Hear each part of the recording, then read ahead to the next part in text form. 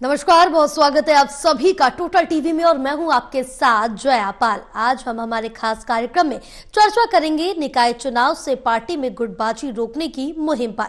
बता दें कि मजबूत संगठन और नए नए प्रयोगों से पार्टी को शानदार सफलता की ओर ले जा रही बीजेपी ने एक और अनूठा प्रयोग किया। पार्टी ने खासकर नगर निगम चुनाव वाले शहरों में पार्टी ने आपसी मतभेद रखने वाले और अपनी चलाने वाले नेताओं को संयोजक नियुक्त करके उनकी जोड़ियां बना दी है। जाओ मिलकर काम करो और पार्टी को अपने जिले में जीत दिलाओ।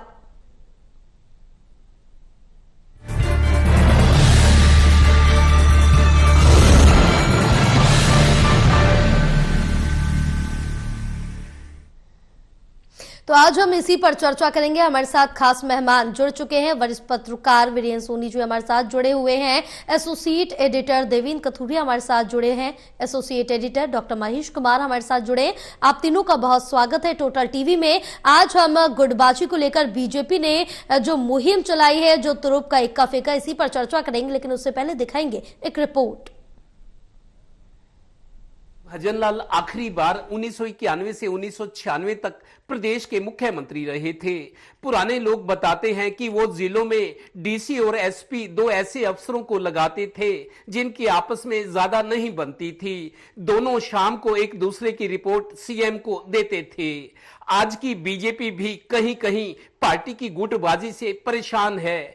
पिछले 10 महीने में लोकसभा, हरियाणा, महाराष्ट्र और अब दिल्ली में सरकार बना चुकी पार्टी ने हरियाणा में निकाय चुनाव में एक ही जिले में मतभेद रखने वाले पार्टी के दो बड़े नेताओं को संयोजक बनाकर उनकी जोड़ियां बना दी हैं। जाओ मिलकर काम करो और पार्टी को जिताओ।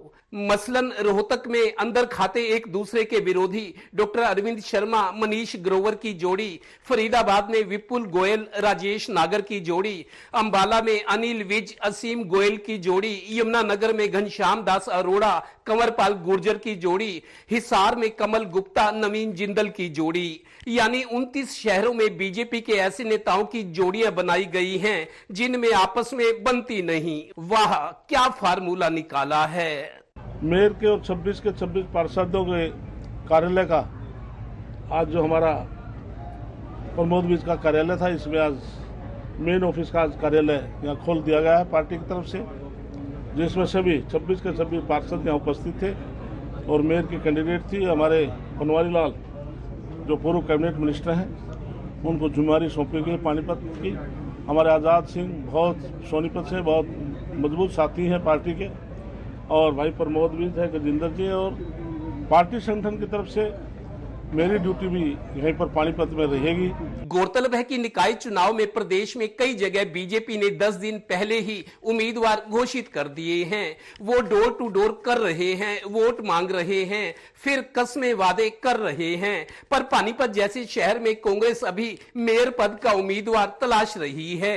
ये संगठन की बात है। 8 अक्टूबर 2024 को विधानसभा चुनाव हारी कांग्रेस की हार की समीक्षा के बाद पार्टी के सह प्रभारी जितेंद्र बघेल ने दावा किया था कि अब जल्दी हफ्ते 10 दिन में संगठन की घोषणा कर देंगे। आज 4 महीने होने को हैं, कांग्रेस संगठन का अता पता नहीं। उनके सीनियर प्रदेश प्रभारी दीपक बाबरिया तो अब बदले भी जा चुके हैं।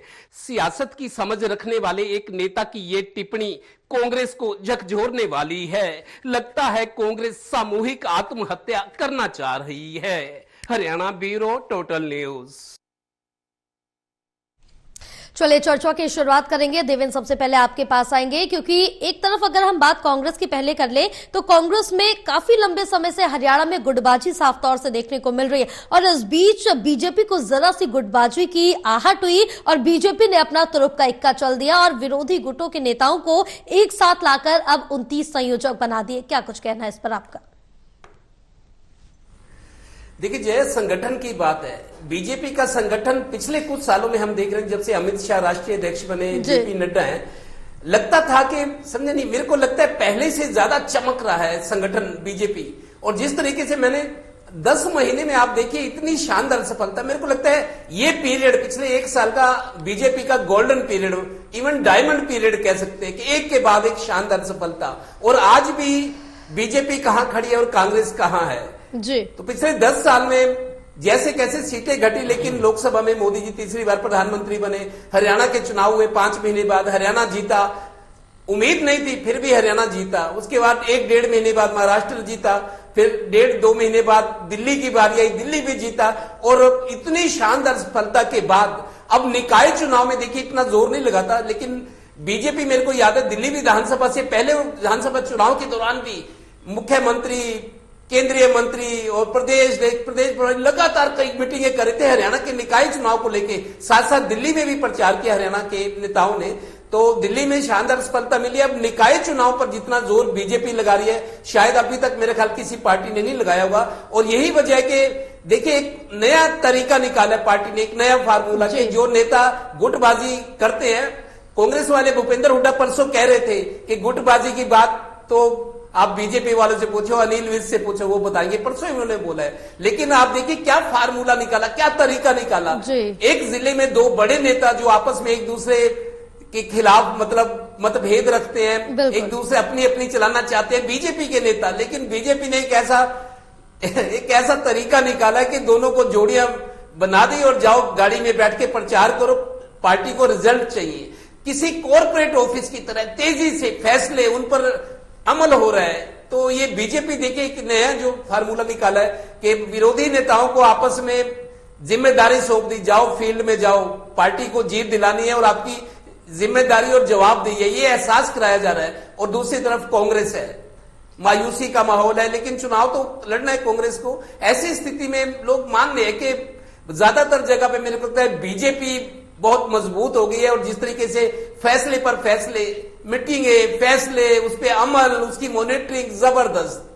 बिल्कुल बिल्कुल, क्योंकि महेश अगर ये चीज कहा जाए कि बीजेपी चाहे छोटा चुनाव हो, बड़ा चुनाव हो, किसी भी स्तर का चुनाव है, सभी को एक समान मानती है, एक समान जो तैयारियां होती है उसके सभी नेता कार्यकर्ता जुट कर करते हैं। क्योंकि हिसार की अगर बात कर ले तो सांसद नवीन जिंदल के साथ उनके जो धुर विरोधी है पूर्व मंत्री कमल गुप्ता को लगा दिया। क्या कांग्रेस इससे भी कुछ सीख नहीं लेगी? देखिए एक थोड़ा करेक्शन मैं यहाँ पर करना चाहूंगा। यहाँ पर नवीन जिंदल को नहीं लगाया गया है, नवीन जिंदल की माता सावित्री जिंदल को चुनावी ड्यूटी सौंप दी गई है। दरअसल जिंदल हाउस और सावित्री जिंदल उसे रिप्रेजेंट करती हैं। वो निर्दलीय चुनाव जीत कर आई थी और हराने का काम किया था भारतीय जनता पार्टी के उम्मीदवार डॉक्टर कमल गुप्ता को, जो कि पिछली सरकार में कैबिनेट मंत्री थे। तो ऐसे में यहाँ आमने सामने की स्थिति थी, लेकिन अब डॉक्टर कमल गुप्ता को भी चुनाव प्रचार में लगाया गया है और सावित्री जिंदल को भी। दरअसल यहाँ कोई रिस्क भारतीय जनता पार्टी नहीं लेना चाहती है। पंजाबी कैंडिडेट चुनाव मैदान में उतारने का काम किया गया है। कहीं जो बनिया समाज यानी वैश्य समाज है वो कहीं इस चुनाव से अलग ना हो जाए, इसी वजह से यहाँ सावित्री जिंदल को चुनावी कार्यक्रम में सामने बैठाने का काम किया गया है। और साफ तौर से यहाँ कैबिनेट मंत्री लगा दिए गए हैं। पीडब्ल्यूडी मिनिस्टर जो कि बरवाला विधानसभा क्षेत्र से विधायक चुनकर आए हैं, रणबीर गंगवा, उन्हें चुनाव प्रचार की सबसे बड़ी जिम्मेदारी दी गई है। वो बीजेपी के कार्यालय में मौजूद रहेंगे। इसके अलावा सावित्री जिंदल उसी कार्यालय में मौजूद रहेगी। इसके अलावा बीजेपी के प्रदेश महामंत्री जो बरवाला विधानसभा क्षेत्र से पिछला चुनाव लड़ चुके हैं, थोड़े वोटों के अंतर से उन्हें हार का सामना करना पड़ा था, सुरेंद्र पूनिया, उन्हें भी जिम्मेदारी यहां पर दी गई है। तो आप ये मानकर चलिए कि सावित्री जिंदल के ऊपर तमाम नेताओं की निगाह ही रहेंगी। पल पल जो है भारतीय जनता पार्टी के तमाम नेता सावित्री जिंदल पर अपनी निगाह बनाए रखेंगे और सुबह से लेकर देर रात तक सावित्री जिंदल भारतीय जनता पार्टी की इन्हीं नेताओं के बीच बनी रहेंगी, ताकि अलग से किसी भी तरह की रणनीति बनाने की कोई संभावना ना रहे, किसी भी अलग रणनीति पर काम करने की कोई गुंजाइश ना बचे, यह सुनिश्चित कर लिया गया है। और अब मैं जिक्र यहाँ पर यह भी करना चाहूंगा कि कल जिस तरीके से हम ये अपने इसी कार्यक्रम में बता रहे थे कि नायब सिंह सैनी भी डोर टू डोर कार्यक्रम करेंगे, दिल्ली की मुख्यमंत्री रेखा गुप्ता को भी चुनाव प्रचार के लिए उतारा जा रहा है भारतीय जनता पार्टी की तरफ से। तो आज यहाँ बड़ा फैसला लिया गया है कांग्रेस पार्टी की तरफ से और स्टार प्रचारकों की लिस्ट जारी कर दी गई है। कांग्रेस पार्टी ने 30 स्टार प्रचारक पूरे हरियाणा प्रदेश में निकाय चुनाव जो करवाए जा रहे हैं उनके लिए बनाए गए हैं। और तमाम जो बड़े नेता है जो अलग अलग घुर विरोधी माने जाते हैं, जिसमें भूपेंद्र सिंह हुड्डा भी शामिल हैं, जिसमें कुमारी शैलजा भी शामिल है, जिसमें कैप्टन अजय यादव भी शामिल हैं, जिसमें चौधरी बीरेंद्र सिंह भी शामिल हैं। इसके अलावा तमाम जो दूसरे नेता हैं, रणदीप सिंह सुरजेवाला इसमें शामिल हैं। 30 नेताओं की लिस्ट यहां पर जारी कर दी गई है जो कि स्टार प्रचारक पूरे प्रदेश के लिए रहेंगे। खास बात यह भी कि कांग्रेस पार्टी जिस तरीके से भारतीय जनता पार्टी हर दाव यहां पर आजमाने जा रही है इस चुनाव को लेकर, उसी तर्ज पर अब कांग्रेस पार्टी ने भी उसी अंदाज में चुनाव लड़ने का फैसला कर लिया और हर एक नगर निगम क्षेत्र के लिए अलग से स्टार प्रचारकों की लिस्ट यहां पर जारी की गई है। जैसा कि मैंने बताया कि स्टार प्रचारकों के 30 नाम यहां पर दिए गए हैं जो कि पूरे हरियाणा प्रदेश के लिए रहेंगे। इसके अलावा अगर मैं जिक्र करूं तो यहां पर गुरुग्राम के लिए 26 स्टार प्रचारक तय किए गए हैं। इसके अलावा अंबाला नगर निगम क्षेत्र के लिए 15 स्टार प्रचारकों की जो लिस्ट है वो कांग्रेस पार्टी की तरफ से जारी की गई है। जिक्र यमुनानगर का करें तो यहां पर नगर निगम क्षेत्र के लिए 13 स्टार प्रचारकों की जो लिस्ट है वो इसमें रखी गई है, जिसमें सांसद से लेकर मौजूदा विधायक से लेकर पूर्व विधायक तक तमाम इन लोगों को स्टार प्रचारक नगर निगम क्षेत्र के लिए बनाया गया है। इससे ये खास बात भी है कि हुड्डा समर्थकों के साथ साथ शैलजा समर्थकों को भी स्टार प्रचारकों की लिस्ट में जगह दी गई है। जिक्र करनाल नगर निगम क्षेत्र का करूं तो यहाँ पर 15 स्टार प्रचारक बनाए गए हैं, जिसमें हुड्डा समर्थक भी हैं, जिसमें शैलजा समर्थक भी हैं। जिक्र अगर मैं करूं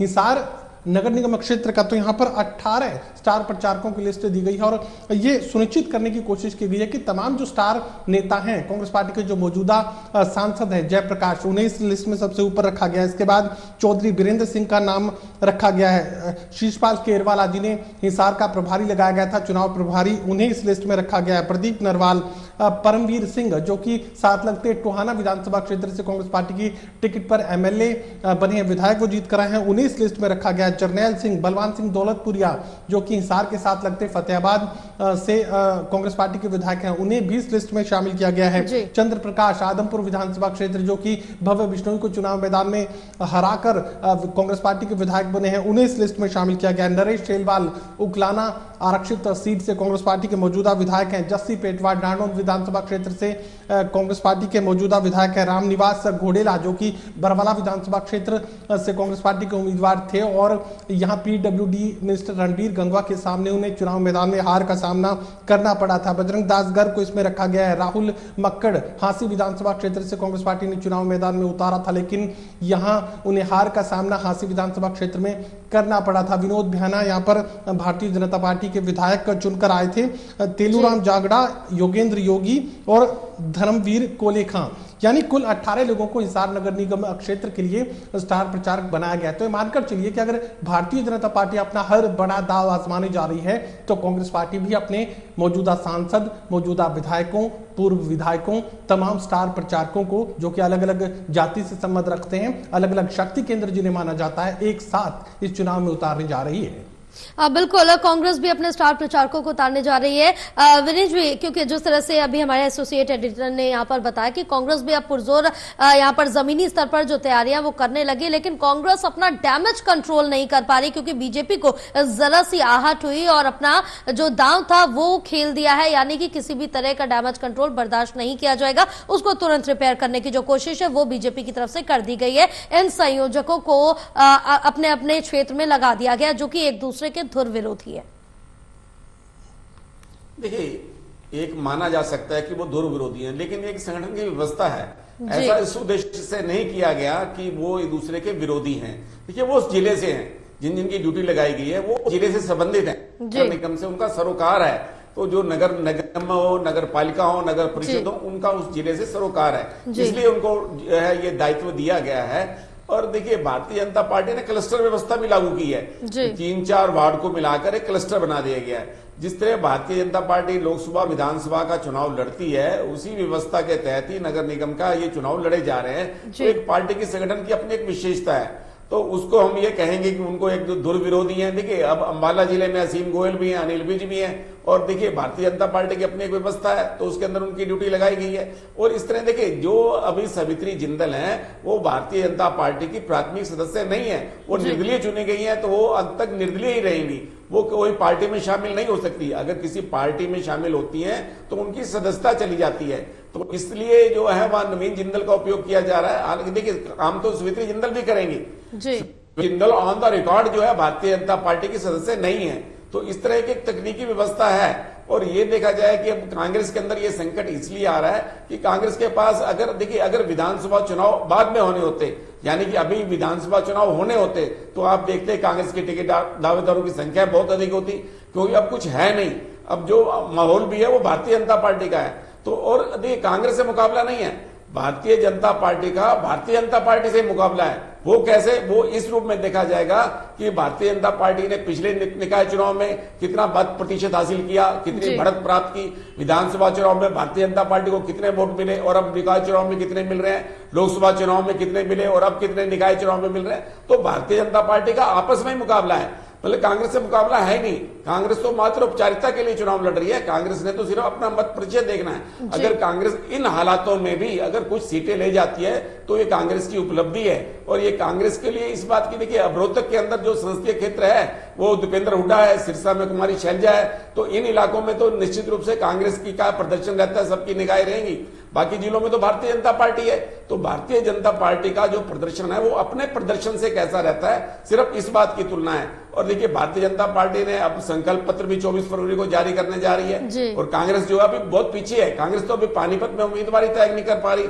अब जो मेयर पद के उम्मीदवार हैं, जो पहले दावा कर रहे थे, वो कन्नी काट रहे हैं। कोई कहते हैं मेरी आंखों की जो रोशनी है वो कमजोर हो गई है, कोई अस्वस्थता का उदाहरण दे रहा है, कोई अपने आर्थिक हालात का उदाहरण दे रहा है, कोई कह रहा है कि अगर मैं अपने बेटे को चुनाव में लड़ाऊंगा तो मेरे पर परिवारवाद का आरोप लग रहा है। तो मतलब सब अपने आप को मतलब कन्नी काट रहे हैं। जो अब पार्टी के लिए एक त्याग की बात होनी चाहिए, पार्टी के लिए समर्पण करना चाहिए, वो सब पीछे हट रहे हैं। तो इसका मतलब आप आसानी से समझ सकते हैं कि यहां तो सिर्फ भारतीय जनता पार्टी है, और भारतीय जनता पार्टी का मुकाबला कांग्रेस से तो है ही नहीं। बिल्कुल, कहीं ना कहीं जो कांग्रेस की कोशिश है वो भी अब जमीनी स्तर पर बहरहाल दिखने लगी है, लेकिन अब बीजेपी को कितना टक्कर दे पाएगी कांग्रेस, ये देखना काफी दिलचस्प होगा देवेंद्र, क्योंकि अब यहाँ पर जो संगठन है वो बना दिए गए, पार्टी को मजबूत करने का काम बीजेपी लगातार करेगी, किसी भी तरह का नुकसान ना हो। और पानीपत की बात कर ले तो कृष्णलाल पवार के साथ विधायक प्रमोद विज को लगाया गया, तो इनका क्या कुछ कॉम्बिनेशन बैठता है?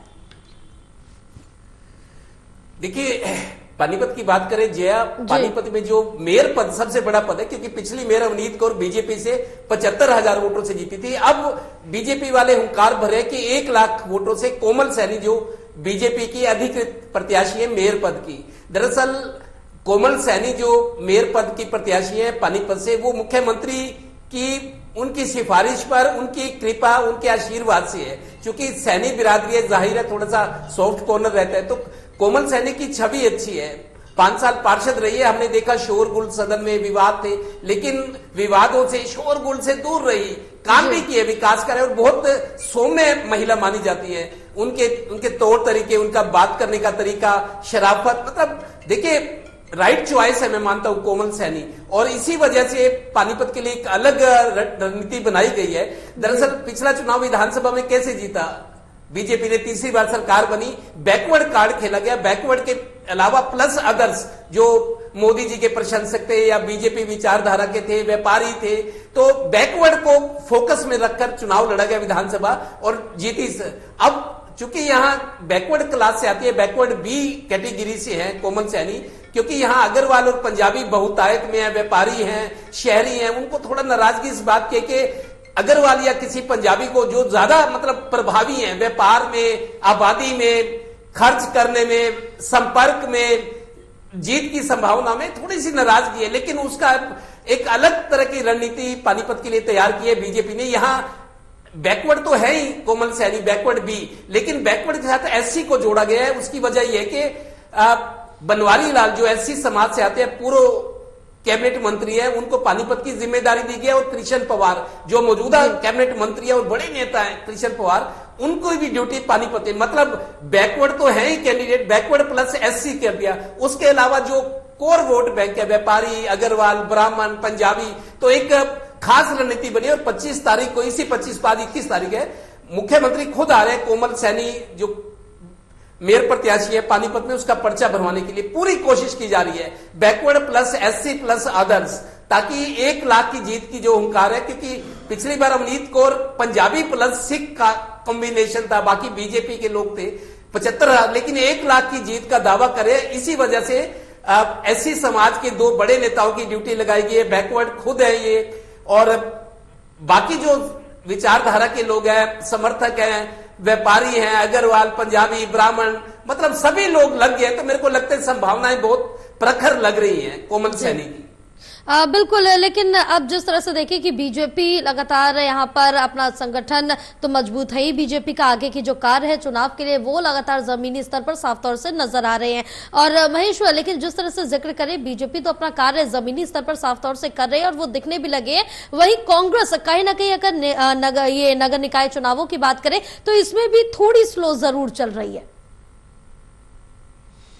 थोड़ी नहीं, बहुत ज्यादा स्लो इस वक्त कांग्रेस पार्टी देखने को मिल रही है। कह सकते हैं कि सन्नाटा पसरा हुआ है। अभी तक तो कांग्रेस पार्टी के कार्यालयों में कोई खास रौनक देखने को नहीं मिली है। इक्का दुक्का नेता पहुंचते हैं, अपनी हाजिरी लगाते हैं और वहां के हालात देखकर अपनी गाड़ी मोड़कर वहां से निकल जाते हैं। उसके बाद अगले 3 दिनों के लिए वो इंतजार करते हैं कि शायद इसके बाद कोई माहौल बदले, कोई रौनक अगर यहाँ पर देखने को मिले तो उसके बाद वो फिर से आएंगे। तो फिलहाल तो इस तरह के हालात कांग्रेस पार्टी के साथ बने हुए हैं।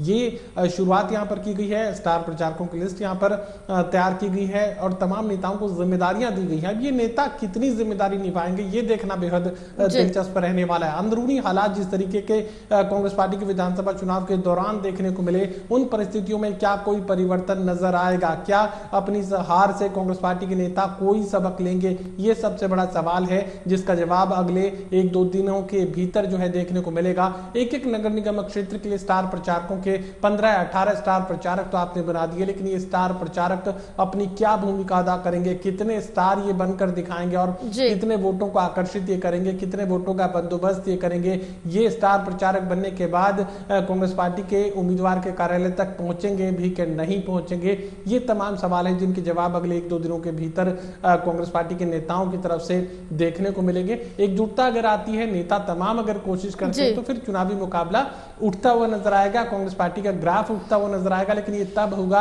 जब ये स्टार प्रचारक जमीन पर उतरेंगे और वोटों के लिए अपनी कोशिश करेंगे। बिल्कुल एवलिन, लेकिन जो इस बीच देखिए कि कांग्रेस अभी गो विद द फ्लो वाला काम कर रही है, जो जैसा चल रहा है चलने दो, आगे कोई बढ़ने के लिए तैयार नहीं है, जहां बीजेपी लगातार हर वो मुमकिन कोशिश कर रही है चुनाव जीतने के लिए। नहीं, कांग्रेस के पास सबसे बड़ी समस्या है कि वो अपने कार्यकर्ताओं का मनोबल कैसे बढ़ाएगी, उनमें उत्साह का संचार कैसे करेगी। कार्यकर्ता निराश हैं, उनमें कैसे संचार होगा? और कांग्रेस जनता को क्या संदेश देगी? मतलब आप जनता को कैसे आश्वस्त करेंगे कि अगर कांग्रेस के पार्षद मेयर जीतते हैं तो वो किस तरह व्यवस्था परिवर्तन कर पाएंगे? क्योंकि राज्य सरकार तो भारतीय जनता पार्टी के, तो उनकी क्या भूमिका होगी? वो कैसे विकास कार्य करा पाएंगे? क्योंकि जब प्रदेश में सरकार भारतीय जनता पार्टी की है तो ऐसे में कांग्रेस का पार्षद मेयर कि किस तरह का जो है वो विकास कार्य में सरकार से उम्मीद कर सकता है, किस तरह जनता में यह संदेश दे सकता है कि उसके माध्यम से विकास संभव है। तो इसलिए ये डबल इंजन की सरकार है जो अभी ट्रिपल इंजन में बदलने जा रही है, इसके आसार स्पष्ट दिखाई दे रहे हैं। जी बिल्कुल। बहरहाल आप तीनों का बहुत शुक्रिया पूरी चर्चा के लिए, क्योंकि अब बीजेपी की तरफ से अपना संगठन जो मजबूत करने की नई कोशिशें हैं, नए प्रयोग है, वो साफ तौर से दिखने लगे। क्योंकि बीजेपी ने एक नया दाव चला है, एक नया तुरुप का इक्का चला है अपने संगठन को, अपनी पार्टी को मजबूती देने के लिए। जो एक दूसरे के विरोधी थे उनको एक साथ बतौर संयोजक एक क्षेत्र में लगा दिया, जिससे पार्टी के बीच दरार ना आए और वो मिलकर एकजुटता से कार्य कर सके। अब देखना यह होगा कि नतीजे क्या कुछ होते हैं, लेकिन कोशिशें यहां पर बीजेपी की साफ तौर से देखने को मिल रही।